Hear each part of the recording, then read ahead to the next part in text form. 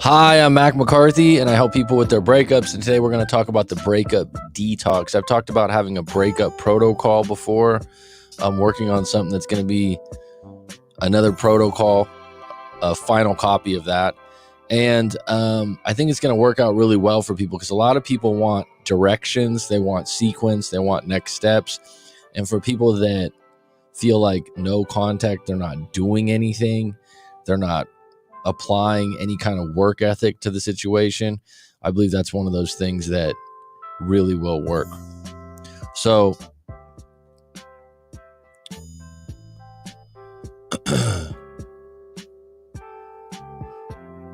today we're going to get into that. So starting out with the steps of the breakup detox, there will be, man, I have a change of heart. What's your change of heart, Brian? Tell me.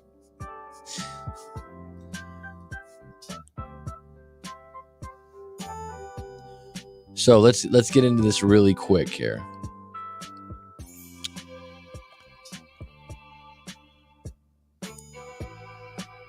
Scaled advice versus tailored advice. So scaled advice is going to be advice that's suited to your situation. Scaled advice is going to be advice for the masses, from all men, for all women, correct? Tailored advice is going to be advice tailored to your situation. So in this detox, this protocol, I'm providing you with questions so that you can have more tailored advice, more opportunity to that. So the other thing is getting back with your ex versus meeting someone equal or higher value. This is just providing an extra option. It's an alternative to getting your ex back. It doesn't mean you have to say, oh, that's what I really want, but entertain the idea that there is another option. So what I mean by that is, B and I were talking about this earlier. It's really hard when you're in the breakup and going like, dude, I don't want to meet someone equal or higher value. I just want my ex back. I totally get that. So we were talking about that earlier today. I get it. My point is just to plant a seed. Does that at least sound better than me saying, hey, you just got to get out there and date? Yeah. Or there's a lot of women out there, just get out there. Does that sound better? At least you can kind of go, yeah, I know what you mean by that. So it doesn't mean you need to accept that right away, but at least have that seed planted that you're like, all right. Because the problem is, the worst thing you can do is go backwards. So B and I were talking about this earlier. One of the most popular videos on a lot of breakup or relationship channels is how to make your ex regret breaking up with you. Surprise, surprise. Right? And I was saying that meeting someone equal or higher value, especially higher, in a man's case, someone that's better looking, right? Now, I'm not saying to go for that, but that does develop over time that the worst case scenario, what makes you feel even worse is getting with someone that's lower. B's like, I can't even do that. Right? You understand what I mean, though? So like that's where your thinking has to go eventually. And why I would start with that is because to me, if for some reason, the thing is, you can do all the right things to get your ex back, but the situation is not right. The timing and circumstances aren't good for them. They're not going to come out of it. You're not going to be patient enough. They're not going to get over things quick enough. There's all kinds of scenarios. But I can tell you the right things to do, but your situation could sway another way. For example, let's say you go for a job, you do everything right, you have all the qualifications, you go to fucking Stanford. You know, people have had this happen. Like, I was qualified, someone else gets the job that's less it's like, how does that happen? I don't know, but you're going to look for another job, right? With those qualifications. I get some people sometimes that have a lot going for themselves. They're good looking, they go to the gym, they make a lot of money, they have all these things, and then they break up and they're like, they broke up with me? Like, really? You know how much they're going to regret this, Mac? Like, that's the thing that I don't get. They'll never do better than me. So why don't you prove to me as your coach that you can do better? And they're kind of like stuck for a minute. It's like, I'm just saying the biggest problem in any problem is being rigid meaning like there's only one option. So, for example, a few weeks ago, a client of mine asked me, and people ask me these kinds of random questions. They're like, look, the rent's due in 2 days. They want to raise our rent. I think it was $200 or $300. It's going to be really high for him. And his girlfriend doesn't want to pay the extra money. So think about that for a minute. She doesn't want to. She's like, I don't want to pay $200 or $300. I'm not going to do it. And he's like, this is the only place. It's this price. I want to stay here. What do I do? What do I do? He emails me. I said, well, now this is where I'm not rigid. I'm just looking for alternative options. I'm not saying one's right. He's like, there's no option here. We either stay here and she agrees or what? So I just said, how about getting an extension or looking for another place? Yeah, extension's a good idea is the email I got back. It's like I think legally in most states, you can't just get booted. Like you can't just get like evicted at the end of your lease. I think they have to give you a month. I don't know the logistics, but that's what I said. Now someone's like, wow, that's really easy. I've had many people ask me that. They're just focused on what they want and not an alternative that might be equal or higher. Now think about it like this. I'm going to take this a step further, right? If you're like, I want my ex back. Have you ever went and negotiated buying a car, buying a used car? Buying a new car or a used car from a car lot gives you more options, right? So if I buy a car from B's probably not going to do payments. Usually in private sales, someone goes, nah, I don't want to do that, man. It's very rare. Not going to happen. Right? If I go to a car lot, what's the benefit? It's like you can't pay $25,000 for this car. I can do $5,000 a month I can do this, I can do that. They're just providing you more alternative options to look at the problem that you can't afford the car. Right? That's all it comes down to. So a lot of times when you're like, how can I get my ex back? What are you looking at wrong here? You don't have to evaporate the idea that you want your ex back. I don't want you to lie to yourself because that'll just resist, persist. You'll just be more angry about it. I'm just saying, entertain that for a moment. Because a lot of times people will go, well, I'm never going to meet someone like them. I didn't say that, right? I didn't say that. And like I said, cars and jobs are easy because your feelings aren't as entangled. But if you look at it, you do it all the time with cars and jobs your whole life. You've probably been in and out of a job a few times and got something equal or higher. I mean, you should be always going for an equal or higher position. Usually, even though people don't like losing their job, they usually get something equal or higher. All right. Now, your perspective. The importance of perspective versus reality. I want my ex back, but she's with someone else. Okay. Does she want a three-way? You can sit around and say, I know this guy isn't good, they're not going to last, but that's just not reality. That's just perspective. That's wishful thinking. Who knows? But the reality is she's with someone else right now. She's probably not going to peel out anytime soon. Right? And so your perspective is she's with someone else right now. I need to cut off. So what's going to be my plan of attack for myself, right? So this is a really difficult one. She's with someone else. All right, I can overcompensate, show up at her house with roses and, tell her how much I love her and I want to marry her now. What would be the odds of that working? I don't know. 1%? I don't know. But you have to think to yourself, what's the reality here? Now, another one.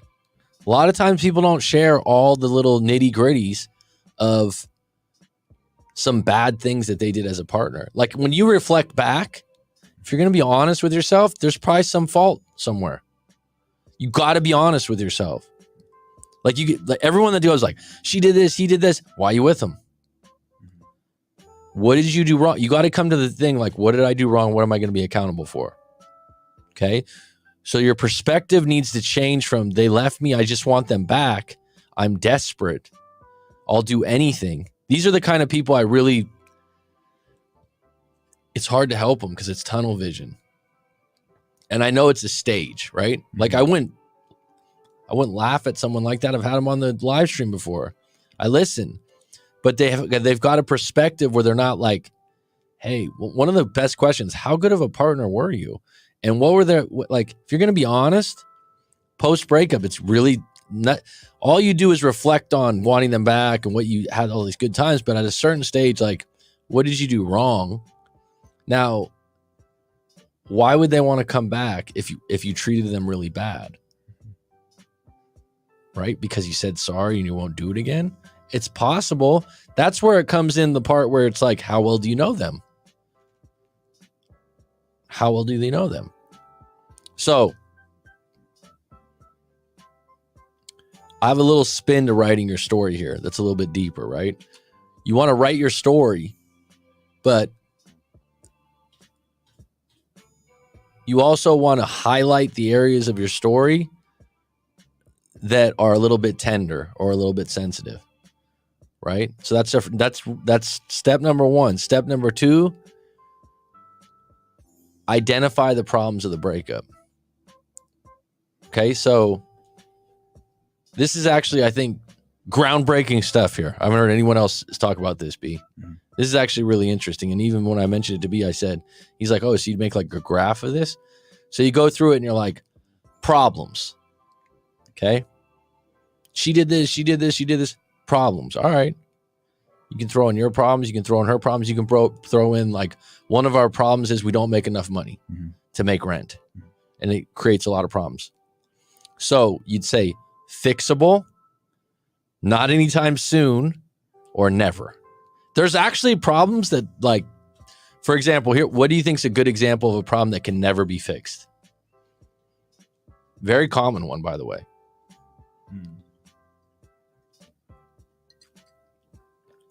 I don't know. Lay it on me. You don't have anything? They can never be fixed? Never? One of the big ones.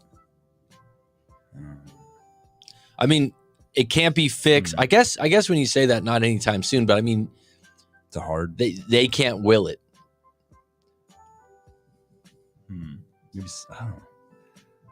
Like we were actually, you know what? Actually, you know what? When I think about it, I guess where there's a will, there's a way. It can be fixed, but this is one of those ones that's never probably going to happen. Is the mom hates you? Oh yeah, okay. Or the parents don't like you, and your girlfriend or your boyfriend are still with you, and they, but over time, they still have a good relationship with their parents. This one's hard to overcome. Extremely unlikely that it's gonna just what I thought about is like, well, if the parents pass, that's not a solving of something. That's, or if like maybe that's attrition over a long period of time or something. Do you know what I'm saying? Yeah. So there's certain ones like, or you have to be honest with yourself. They'll never change that. So you have to be like, because if you believe they won't change, it doesn't really matter because you're just going to make that true. Now there's a lot that you'll be like, not anytime soon. If you broke up and they had a drinking problem or a drug problem and they hadn't quit, you're not going to prove that you can't be off something for 1 month or two weeks. Or like a social media addiction type of thing. Yeah. Social media, like someone's like, oh, like, let's get back together. I won't use my phone so much. You can't really prove that to me in a day or two. So not anytime soon. Right? Or they're out of a job. They've been out of a job for a year. Their skills are way down. They're down and out. Like, not anytime soon are they going to get a great job and make the money that you want them to make. All right. So those are things you either now that you've had them in a not anytime soon or never, it's like, can I accept them? Because when you go into a breakup, you're like, some of those things I had a problem with, I'm okay with now. They were kind of petty, or you know what? They're such a good catch. Now that I've been away, I'll deal with the fact that mom doesn't like me and I have to go to Christmas and she gives me dirty looks all the time. I can deal with. I can overlook that. You can deal with it. Yeah. But if you look at a problem, you're like, it's just never going to change. And like, I'll never be okay with that. Right? Now, the fixable problems are like when someone says there's communication issues, you got to get more specific. And then the other person has to see the problem the same way you see the problem. So like, that's where perspective comes in. That's why it's really good to put these into play. And you can, like, I've been in a breakup before where I was like, this this isn't going to change anytime soon, because part of her problem was her job, colleagues, and friends. Now you're like, oh, well, then she just gets rid of the friends. Good luck. Like, you can't just impose yourself to some guys can if they're bullies in the relationship or have that kind of pull. But a lot of times, most cases, they're not going to just bail on their friends because you said you don't like them or they're a bad influence. I've seen it where it works. I've had a family member that was married and his wife was hanging out with a newly single woman. He told her, like, you need to stop. He showed up when they were partying. Oh, wow. I ever tell you that one? No. He showed up like they were hanging out a lot. His wife's best friend had just been divorced, so she was single and wanted to go out, and they were still in their late 20s. He fucking showed up at the house that they were hanging out at, which was his wife's friend's house, and was like, hey, I'm just going to use the name Kim. Kim didn't pick up. Open the door. And then he went, he told the friend, look, she's married. She can't be out late like this. I'm not playing this game. We got kids. I know you're single. I know, like, he gave a big speech. He told me about it. I was like, you did that? He's like, yeah, fuck yeah. She's married. She can't be doing this stuff. Now, his wife came home. It wasn't a continuous problem because that lady got a boyfriend pretty quick and disappeared. That's what happens with a lot of single friends. Once they meet someone, bye-bye. So it worked for him. He has that kind of pull in his relationship. Sometimes that could have went the other way and she was like, oh, no, right, like my friend. Yeah. By the way, that friend stopped talking to him, stopped coming to barbecues, stopped hanging. You know what I mean? Yeah. So there was turbulence. It was, right? So getting back to this protocol, when you divide up the problems, like, all right, these are the problems, and write them out. It could be petty ones too. I hate the way she does her hair. I've always hated that. Okay. I hate the fact that she wears a pound of makeup when we go out somewhere. Like, write it down, whatever.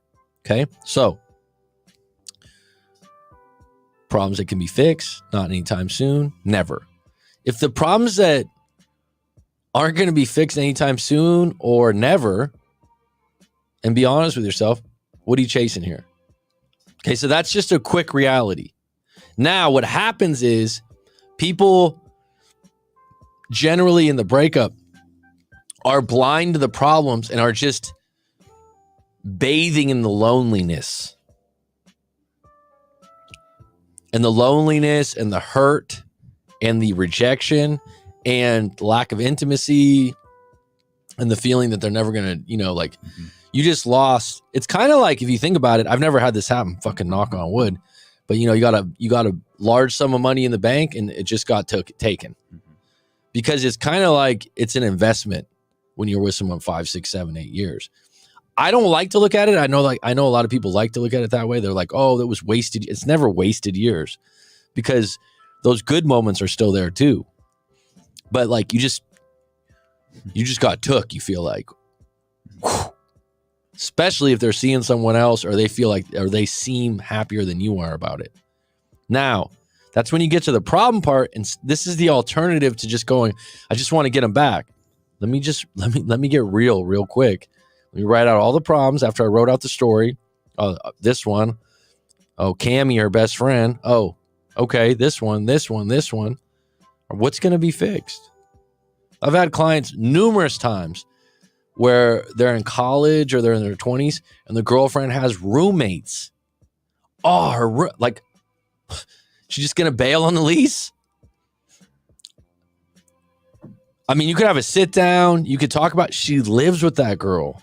And then when you're gone and they got 20 hours together and you got 2 hours on the weekend, guess who's, oh, John's an asshole. Oh, this, that.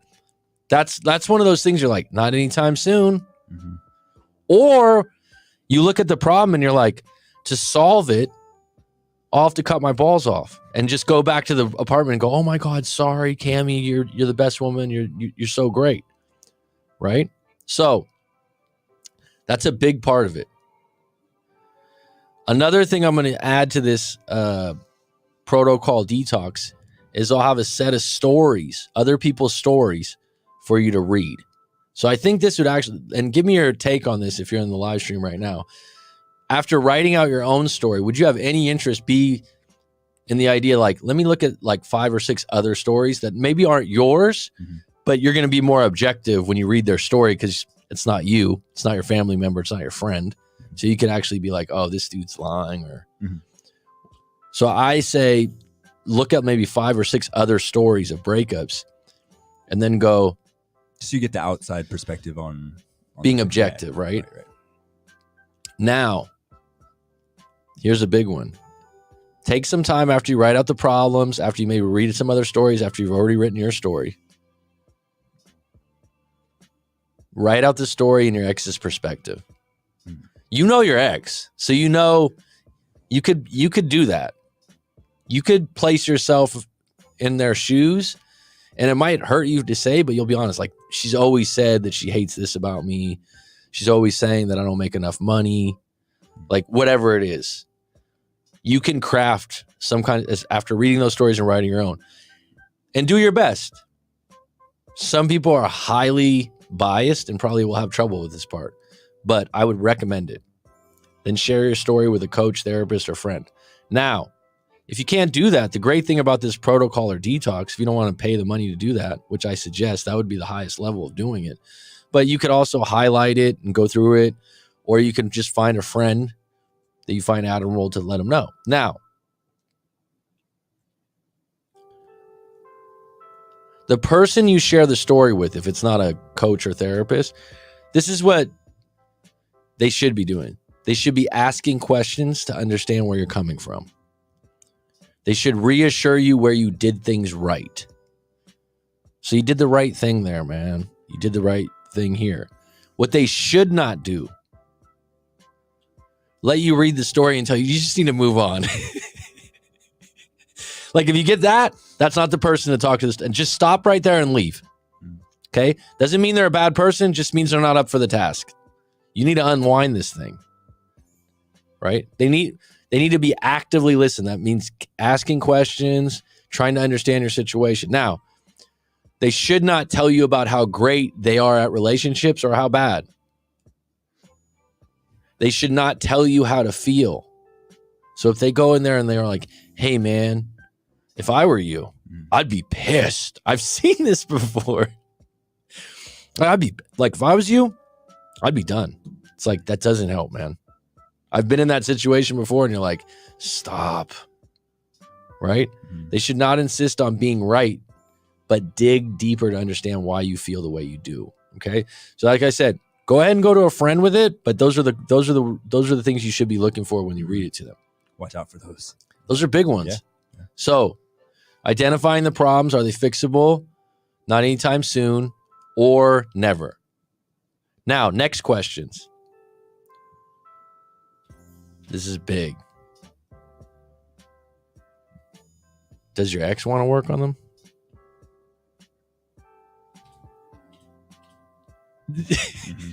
You can see the problems. You're like, look, if we do this, we'll be golden. Right.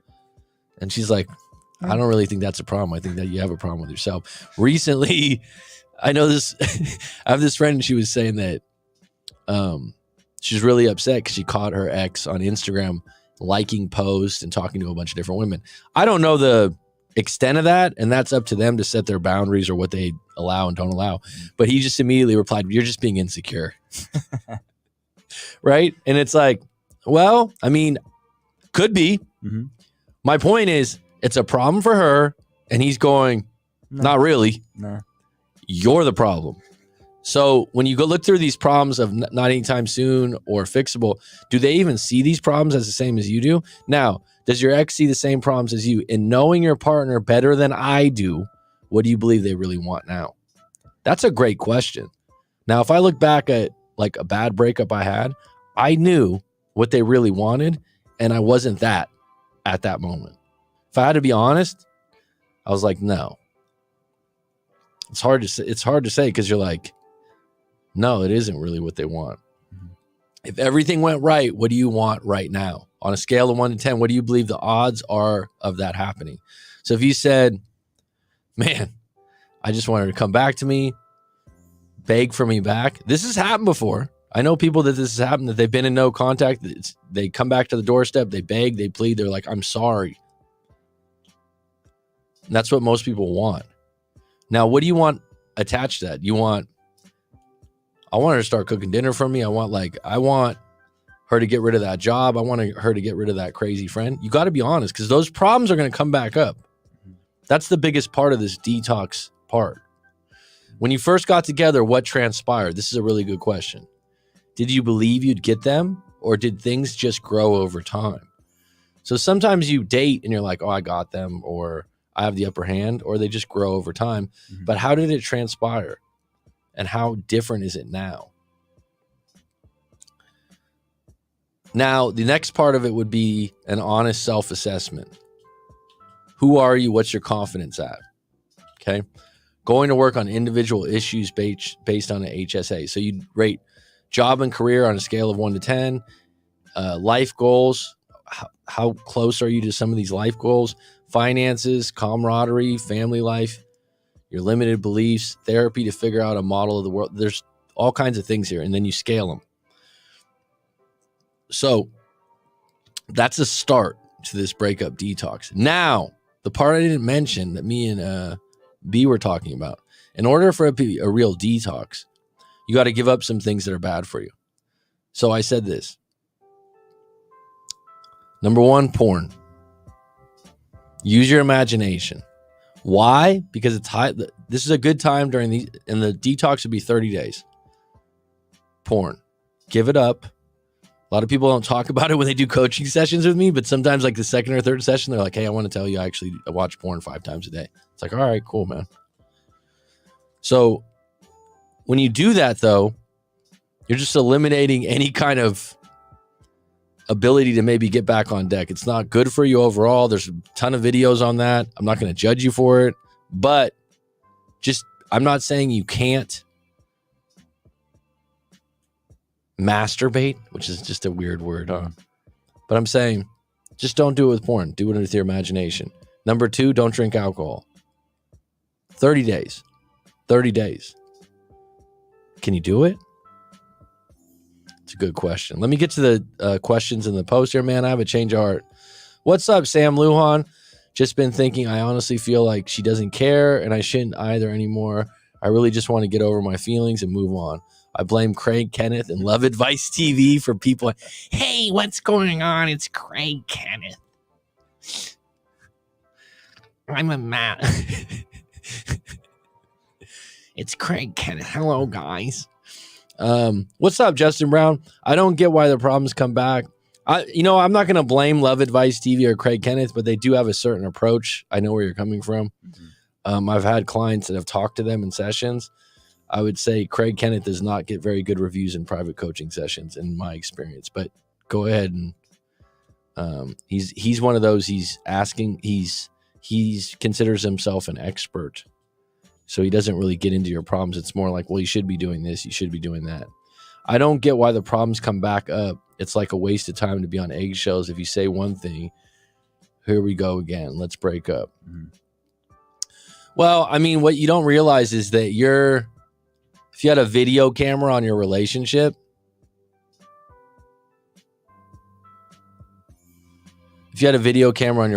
your perspective would probably be different, mm-hmm. right?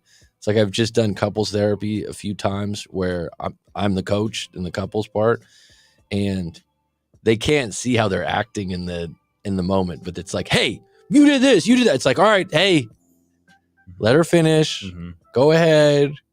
And they're both like, I want you to hear my side. Right. Seriously, you'll tell him your ex is getting married and he'd say it's still a chance. Well, I mean, honestly, there's a chance for you to win the lottery too. Mm-hmm. There is still a chance, but maybe 5-7 years down the road. Mm-hmm. I mean, I don't know. The question has to be like, when you get deeper into this, is what are the reoccurring problems of you? Are there legitimate things that you're doing wrong? Or is there a legitimate reason they're breaking up with you that you can kind of understand and that you want to go to work on and fix? So those are the things. getting back to this, I think identifying the problems is really important, because you just get caught up in your feelings of just figuring out a crafty, creative, clever way to get them back. And it's really like in high school, that's what you do. Because you got to look at your age has different perspectives and plateaus of relationship expectations. Like in your teens, there's not a lot of expectations of you taking care of someone. Like, what are you gonna provide me? It's like looks, fun, connection. Yeah. I think the older you get, there's these bigger expectations of who you are.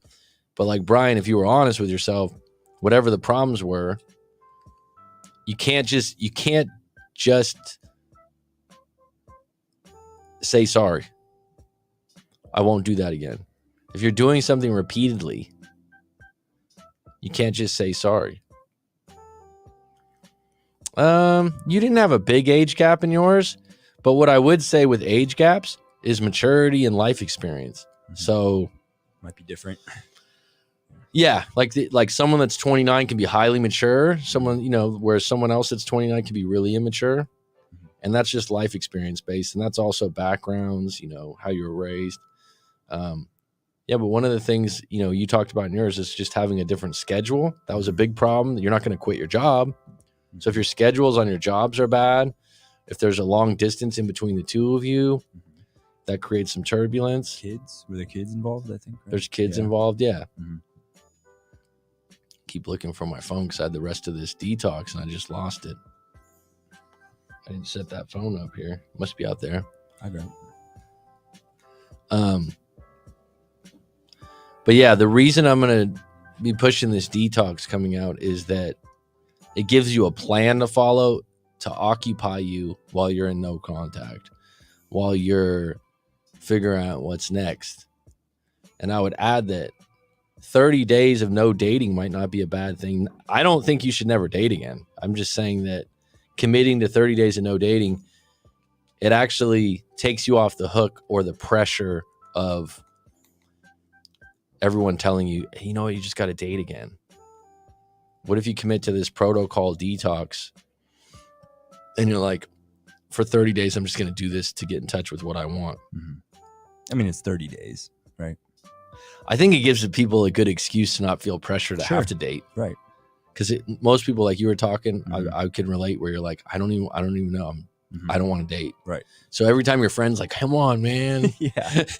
Right. Come on, let's just get out there. You're like, I can't explain it to you, dude. I just don't even. 2 weeks before we broke up, I was checking out every waitress and now I can't even look at the girl. Right. I don't think there's too many videos on getting back with a single mom. My feelings is if she wants to teach her kids healthy relationship, she wouldn't want to come back to what she thinks is bad.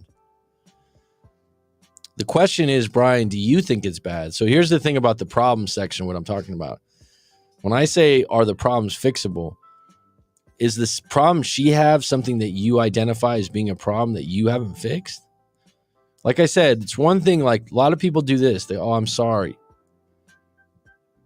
But the behavior doesn't change. Mm-hmm.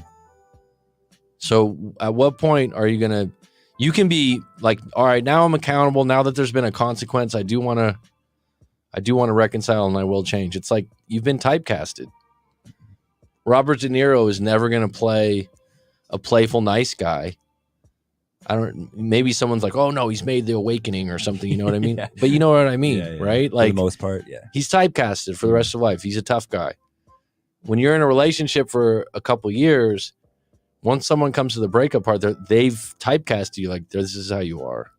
And what hurts, what makes that hard is maybe you make a step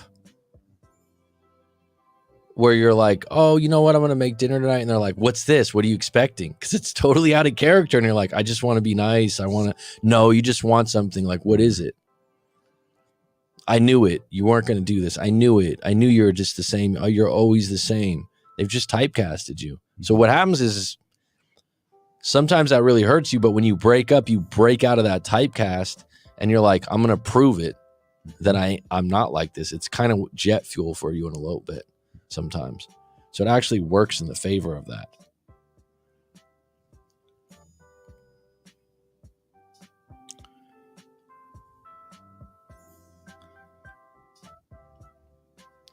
And the number one thing, and B said this would probably be the most difficult, but it's got to be number one. Maybe it's got to be the number one thing on the list. Yeah, maybe. Yeah. Maybe you have to start Just before you write your story. Start it like this. Yeah. Probably, huh? Mm-hmm. Because it is the number one problem. Mm-hmm. It is absolutely 100% the number one hindrance on you getting through a breakup, getting your ex back, or getting over it. Number one. Not committing to following them on social media. And I'll just add, so think about it like this. What happened before social media, right? I bet there's people that would drive by. Mm-hmm. Do the drive-by. Oh my God. I just remembered the story from Really?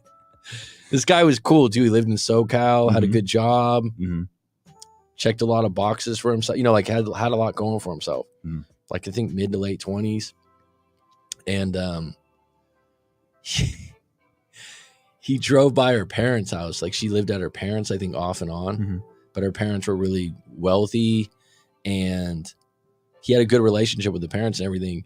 And he said when he drove by, the mom was out in front and saw him and he just felt doing the drive-by. And it was like, she broke up with him. I think she was seeing someone else. She said she just wanted to be single.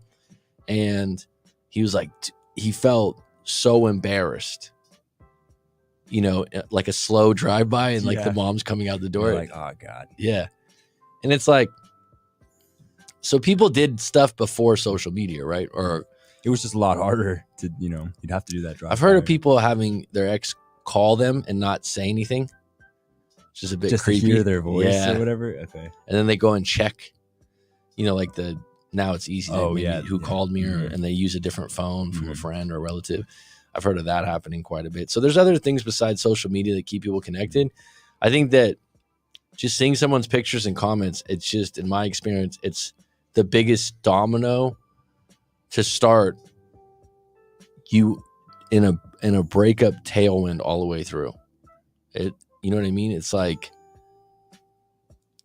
I was just talking to this client a few days ago that's like, why do I keep feeling this? I'm like, why do you keep checking social media? That's where it starts, right? And he started smiling. He's like, yeah, I know, but it's like, well, that's the match every time. And everyone that talks to me is like, I seen a snap, I seen an Instagram post, and they'll do crafty things like check their brother's cousin's account. Right. Well, here's the thing. I don't know if, that's a good point. I'd imagine getting off social media is like getting off heroin. I don't know. I've never done heroin or been on it, let alone, but I get your point, right? I think for some people, porn would be the same way, right? So that being said, I think heroin's worse from what I've seen because of the results, right? So, but the thing about if you did this, right? This is the whole point of my thing about a detox or this, right? 30 days. Can you do it for 30 days? Most people, it's like, if I told you can never go back on social media, it's like, that's a lot. If I say, can you do that for 30 days? It's like, it's a good test when someone's like, I'm not an alcoholic. Can you go without it for 30 days? And in the name of, like, think about it like this. If you go through a mental cleanse, is what I would call it. Maybe getting off social media has a secondary benefit besides just not tracking your ex, where you're just like, whoa, I kind of feel better. Now, I talked to B about this, because I haven't written this out fully, but also, what if I provided you with content in place of it that's not just, here, watch my 100 videos series. Like, I'll have 10 or 15 videos, but what if I said to watch only these feel-good movies, maybe this documentary? Because I'm going to say the other thing is be in control of your content. Brian, like you just said, you get on there, and I'm one of them, but like Craig, Kenneth, Love Advice, all these people, I'd say just go and watch like a few, like that's why I would say if I gave you a protocol and you're like, all right, now I have something to follow, stop watching everyone's videos and looking for someone to give you the golden goose egg. Because if you don't get back together right away, it's probably going to take a month anyways.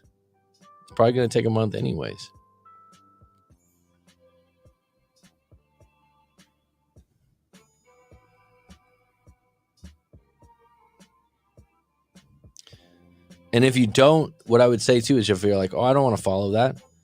All right, see how things go. And then maybe in 2 weeks, 3 weeks, try it. Yeah, you'll want to see. Because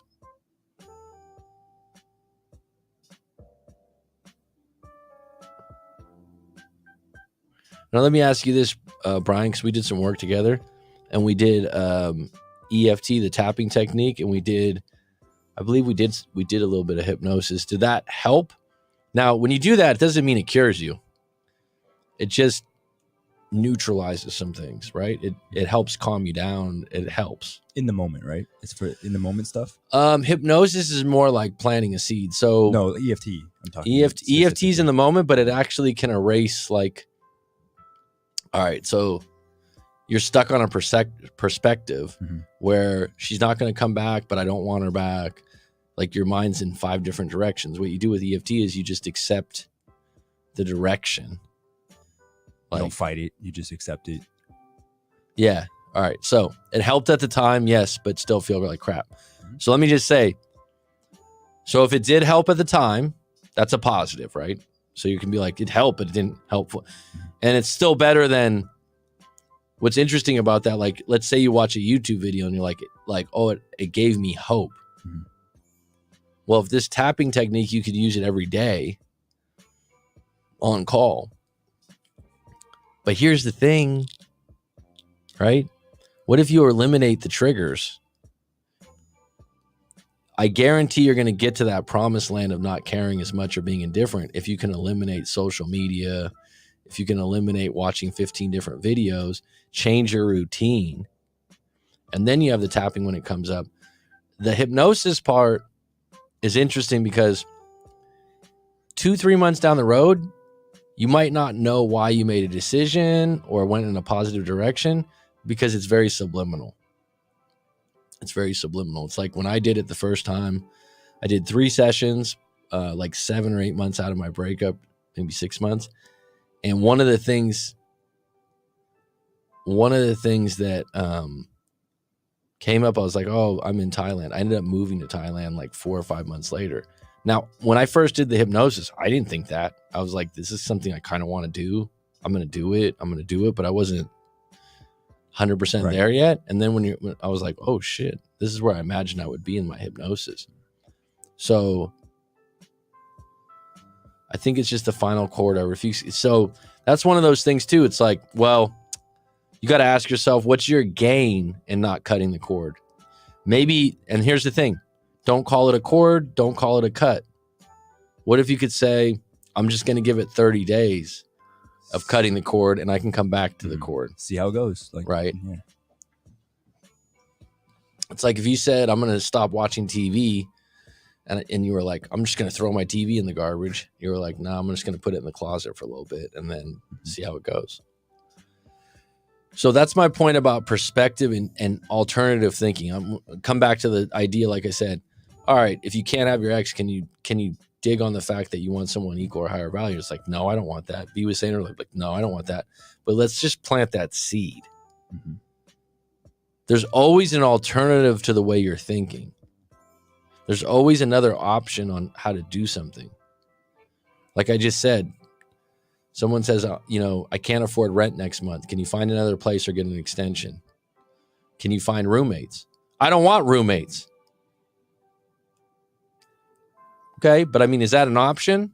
I don't want roommates. All right, is there places in your area that might have I don't know if I'll call it an in-law unit? I've known people that got good deals on in-law units. Mm-hmm.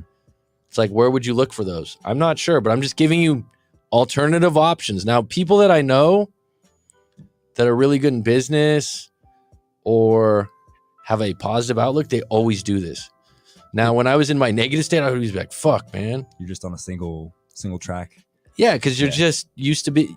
Your dilemma is that you're not solution-based. Mm-hmm. You're stuck. You just want to sit in it because you're like, no, I want that. It's like, but if you can't have that, what would be the alternative? What are some other alternatives? Have you ever went to the ice cream shop when you were a kid and they were like, no, we don't have any more strawberry. We only have chocolate. I never liked chocolate ice cream. I don't like that ice cream that much anymore at all. But when I was a kid, I'd be like, I don't want chocolate. Mm-hmm. Well, do you want Neapolitan? Remember Neapolitan with the strawberry, vanilla, and chocolate? No, I don't. I don't want that. Well, do you want this? And then they give you another option. What's your option? I just don't want ice cream. It's like I can't stop thinking about her. Well, then, how about you just stop fighting it? If you have issues whenever you go on Facebook or social media, and you're like, I think this, I think that, and you're like, I don't know what to think. I don't want to know. Mm-hmm. I'm stuck in fantasy instead of reality. So what's a good way to get you into reality?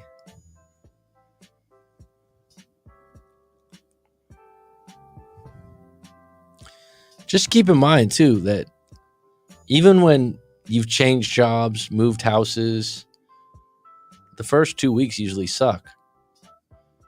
Oh, yeah. Right? Mm-hmm. The first month. It's just breakups are longer than that. It's a comfort thing. It really is. So what do you think is the hardest out of this whole protocol? You think it would be social media? The social media mm-hmm. thing? Mm-hmm. Do you really see? My perspective is I don't think it would be that hard. Yeah, I think we're the same. We're not on social media as much. Like I still find myself, being addicted to it somewhat, but there's a lot of people that just are like, no, I'm on it all the time. And here's the thing. I would say like, all right, well then don't do this protocol. Mm-hmm. Like don't do it. It's fine. If that's the reason you can't do it, to it, yeah. You can't commit to it for 30 days, don't do it. But if in 3 weeks or a month, like you've tried other videos on YouTube, you've tried other things, you're still in the same spot. Just what I would ask you to do is this. This is golden. Brian, if you're still on, listen to me on this one, bud. So when you're at your worst and you're thinking like I call it the mouse wheel in your head, where you're just like, you can't stop thinking about the worst case scenario, your girlfriend leaving, never coming back, like whatever it is, right? Where did that start? If you go back and you're like, when was the last time I felt just okay, or I wasn't stuck on this thought? What was it? And I bet I'd have to say majority of the time, if you go right when I hit that Instagram picture, it floored me. You're shaking your head. Yeah, you look at your face. Yeah, dude, you know what I mean? I think it's happened to probably all of us. Yeah. Like, so I'm saying like identify that as the trigger, right? Because you're not aware of it. You're like, you just got caught up in the story of the picture of the problem of she's so happy. Oh, she doesn't care about me. But you didn't get like, how did I start here? How did I get the key to this door, to this room? And if you keep coming back to like, oh, social media, because I've done it with clients before. I'm like, all right, so let's just go back. Like, oh, I just got in this, and they'll go, I just got in this mode for like an hour, 2 hours, where I was tapping to myself. I was so upset. I wanted to talk to you, coach. And I'm like, all right, did you check social media again?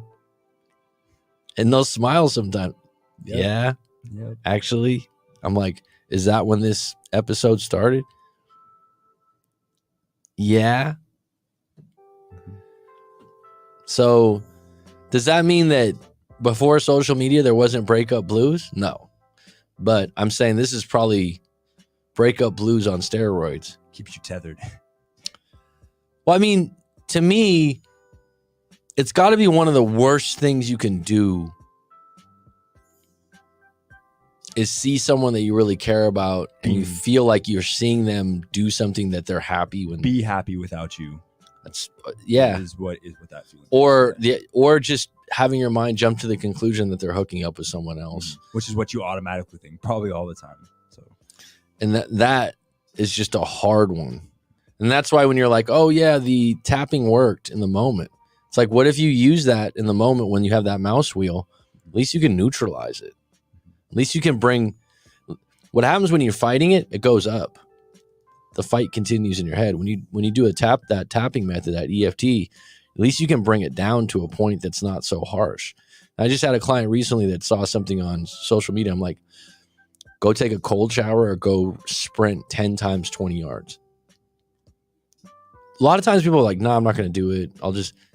You got to get your heart rate up. You got to get that energy out of you. Does it cure you? No, but it's going to make it come down to a point where you can handle it, where you're not hyperventilating over another person. Right. It's manageable. I guess it just feels weird how the person dumped feels like crap and how they're able to heal and move forward. That's the biggest misnomer everyone has, is that they dumped you and now they feel great. If you had a pretty good relationship, love was involved, that's just not true. Mm-hmm. I've been on both ends of a breakup and both sides don't feel good. I've been on both sides. Actually, I haven't really been, if I'm going to be fair, I haven't been where I felt like, it was more like when you get let go. Mm-hmm. And you're like, oh, wow, they let me go. Right? Yeah. Like it wasn't like a full on, it was more like we were distancing already, or I saw it coming. So it wasn't as, like you said before, it's dust already. Like it's dust, or like there's layoffs in the building. This is a good chance, we see some stuff happening. Yeah. She has a history of jumping in a relationship quick, though. You don't want to know. That's right. That'd be my response. Like, it doesn't. I don't. You don't even want to know. If that's the case, no social media. That's your reason for no social media. It's like, I don't want to know. I don't want to know. That's a big one. That's one of my number one questions. How do you know this? They're able to heal and move forward. How do you know she's healed and moved forward? Mm-hmm. And you say, I don't know. And I would say, how about you don't want to know anything? Let's get to that point. Right? Yeah. I can't. Really? Really? Can you commit to the reason why, if you did a protocol like this or a detox like this, right? 30 days commitment. It's like a boot camp. It's like if you go to camp. When I was a kid, I went to basketball camp for like 3 or 4 years. It was great. Schedule. Mm-hmm. I think we got up at like 6 a.m. in a college dorm and had breakfast. And then it was like drills, some kind of film session, then a league game. I mean, like it was like 7 a.m. to like 8 o'clock at night, basketball all day, but it was scheduled. So even if you were like, oh, like I love basketball, so it wasn't, but there were some kids there, their parents probably just put them in camps, right? And you're occupied with stuff to do that's on your list, that's on your protocol, your schedule at camp. So it's like, if I can set you up on one of those, would that help, rather than just go, oh, I'm just going to go no contact with all these distractions and temptations to get me out of no contact? Because I mean, a lot of people that commit to no contact, they know it's the right thing to do. Mm-hmm. It's just the temptation. Right. It's just overwhelming. I got to know. I got to see something. I got to know. Social media. See? And here's the crazy thing. You know the problem. You got the key to the jail cell, but you want to stay in the jail cell. That's why it's a huge problem. It's super addictive.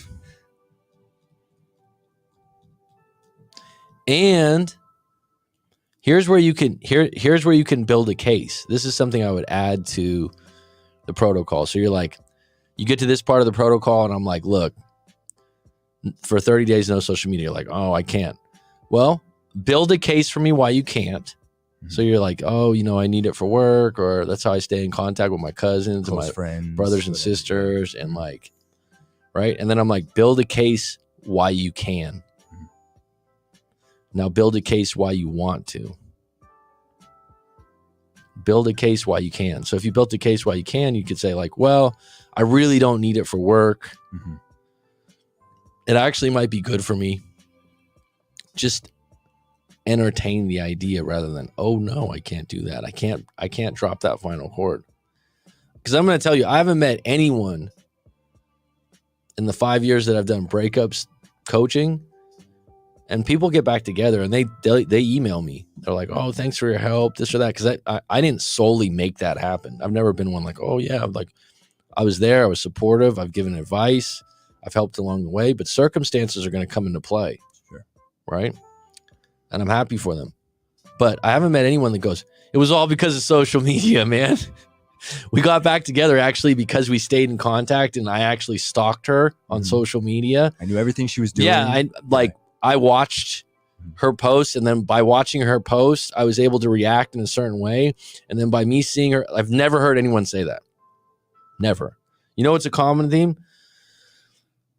Man, I feel like I just was able to let go, and then they came back, or they called me out of the blue over, you know what I mean? Or sometimes people had a reason to call them, whatever. It was never because of social media. Social media is what's worked for you the first time. So there's a first time. All right, there you go. We got one. How did it work for you? I'm out of here, man. Drop the mic.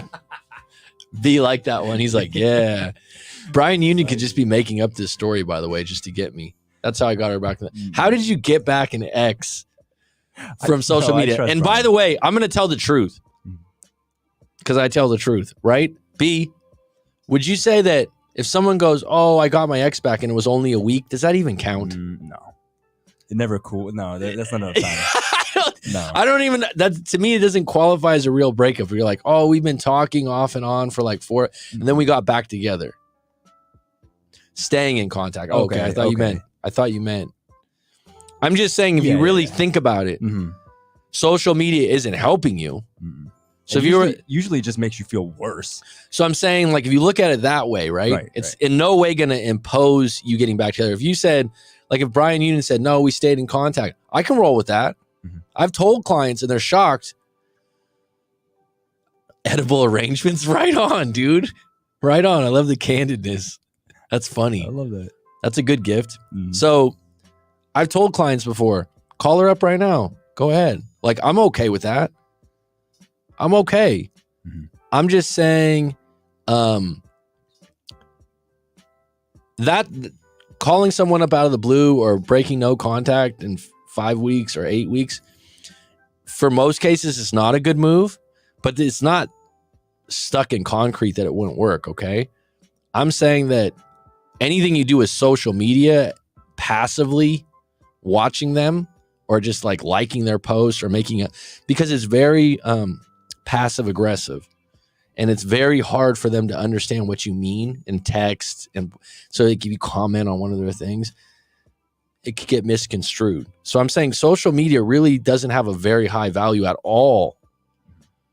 So if you could make a case, like, for example, Brian says, dude, I don't know if no contact works. I think like staying in contact, but you also said after 4 weeks, but staying in contact actually works. I could vibe with that. If you said, I've been watching her on social media, keeping cues, and then I knew where to meet up with her. I knew where to go. I knew what to do. Yeah, I knew that she was seeing someone else. And I've never heard that to be a good way to go. I mean, maybe, but probably not.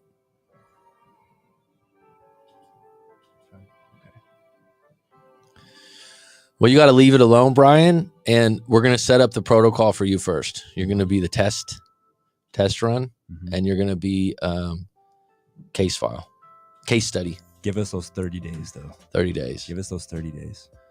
And if by the end of the 30 days, and here's the other part of the protocol that I'm considering. I don't know if B likes this one.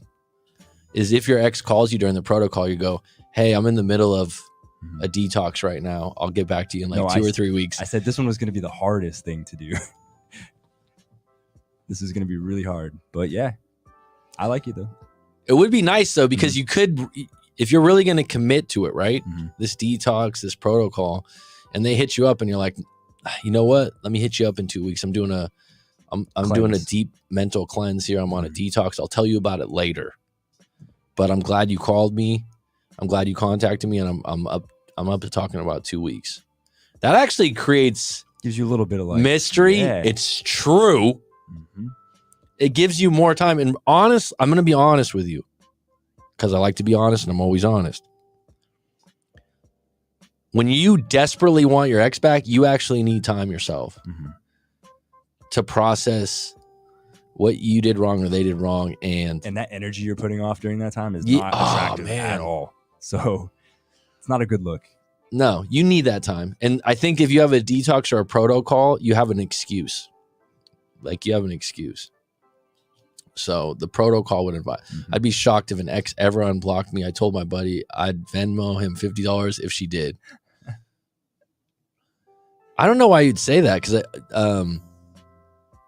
unblock. I've had many clients be unblocked and they tell me right away she unblocked me or he unblocked me like months later. I've had clients tell me that. So that one's not uncommon. I just don't feel like you snooping around on social media does any type of good. Right? That's the part. Because even if you, for example, this has happened. Oh, I know she's been checking my Snap stories. That's a big one. Or I know she's been checking my Snap stories on her friend's account. Yeah, like it still doesn't give you guys a bridge to meet up. It just creates all this circumstantial shit. Just gets you hooked. Keeps you hooked in. She'd unblock me if she's moved on, probably. What's up, Crystal? Roller girl? Roller girl. She'd unblock me if she's moved on, probably. Maybe. You know what my favorite part, what you just wrote, Mr. Union? LOL. That's the attitude right there. Now we're breaking up. We're breaking up the clogged sink to where you can kind of like, all right, at least you can LOL it. We're good. Yeah. I'll be honest though, that would be a girlfriend you wouldn't want to get back. Like she just unblocks you because she's moved on. It seems devious. I don't want to know. It's hard. Let's get there. Yeah. Sam Lujan's been a bit quiet today. I'm surprised. She had some good ones yesterday. What do you think about this protocol or detox? I kind of been all over the place. That's why I need to organize it better. What's up, Eduardo Martinez? We're in the process of doing it.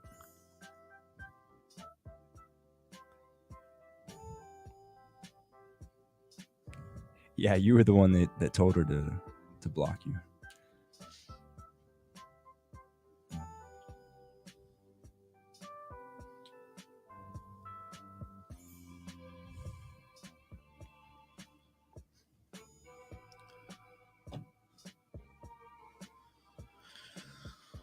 That's what's tough, man.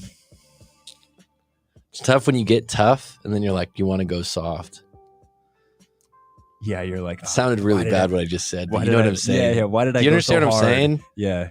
I mean, that reminded me of one moment where I had in like a relationship where I was like years back, and I remember being like, I'm so weak right now because I got you can't do this, and I'm like, and then I saw that they just reacted. She just reacted like just badly to the situation. No, but it didn't. Like in the past, it would have been give in, like it would have been, oh, I'm sorry. It was more like, okay, I guess like, I'm not going to do that. Right. That's when ultimatums happen. Like, go ahead and like you now here's what's good about what your situation is now. You can reflect and you're like, all right, that's where it went wrong. This is what I did. And this is where you're like, it worked before, it didn't work the last time. And a lot of times guys or gals, but mostly guys, will pour it on. And you can always be left holding the bag when you constantly go, well, we'll just break up then, or don't ever call me again. And someone can actually call your bluff. And go, okay. Yep. But that being said, whoever did that, there's flaws in the relationship. And that's the whole reason the first or second part of the protocol is to get to the problems and write down more than one. Because here's the thing.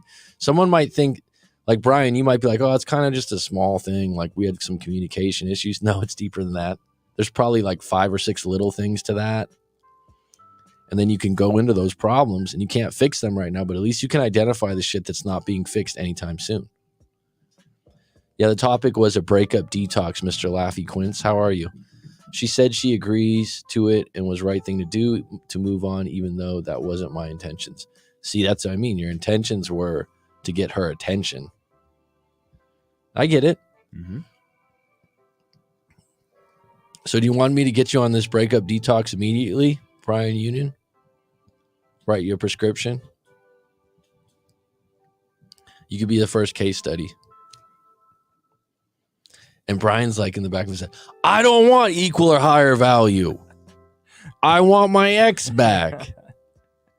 It's just another option, another way to go. Isn't that but I've just learned a lot of our problems is not allowing alternative thinking. Mm-hmm. Solution-based thinking is, I've been around people like it. I'm like, my car needs to get towed. I've had this happen to me. My car needs to get towed, right? There's a problem with it, the tire or something like that. And I'm like, I'm just focusing on how frustrated and angry I am that I'm going to have to pay for it. I don't know what place to get it to. I've had a girlfriend before where she's like, here, let me call this. Oh, this shop's not open. Oh, this calmly just calls multiple locations. Gets it done. And I'm like, I'm stuck on, I'm angry. The car's messed up. I'm going to have to pay all this money. Mm-hmm. I'm not in a solution based. Mm-hmm. Now, when you get into alternative thinking where you're like, what's my other option? What's the alternative? That's what I say about no contact. What's the alternative? Chasing? Begging?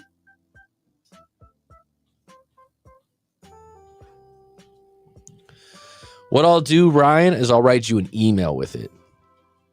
And then you're going to have to sign a document. No, I'm just kidding. We're going to have to get your fingerprints involved because this is going to be real research, right?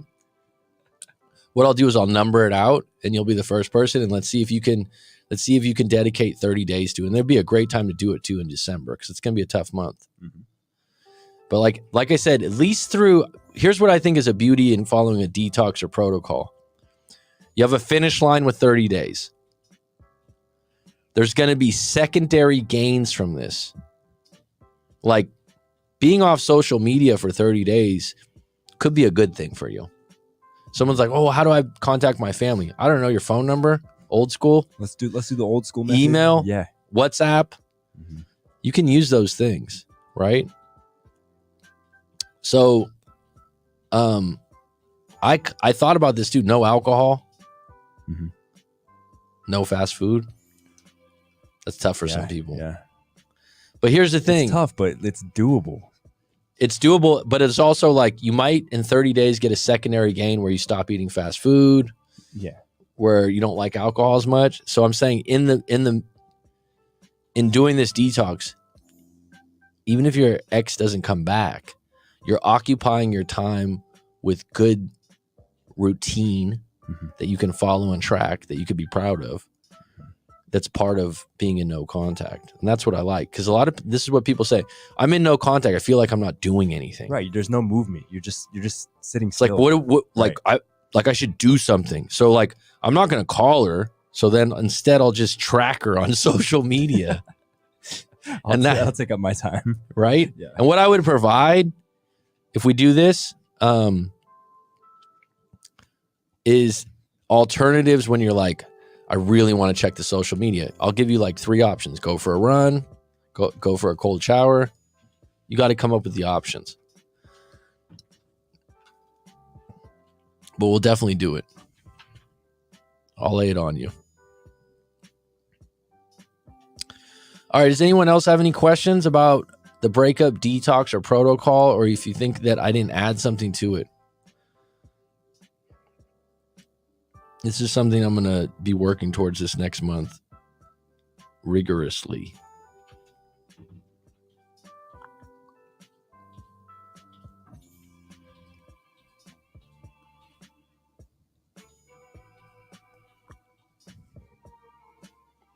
No, is that it?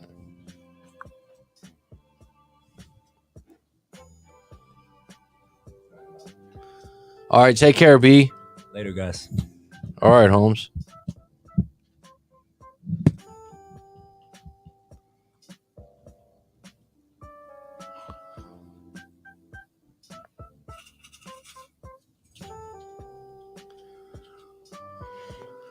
Okay. All right, Brian, I will send you an email with this. We got one on deck for the first part of this case study. We'll have B tracking, getting the vitals before. Love to you all. Thank you, Roller Girl. That's very kind of you. Eduardo Martinez, Sam Lujan seems like a real gem. I'm happy for you both. Maybe you guys could be a couples coach. Sound cool, Brian? You know what's funny about that? Like you said in the thing, yeah, it helped in the moment, which counts. All right, folks, take care. It's been good. It's been grand. It's been outstanding. It's curtains.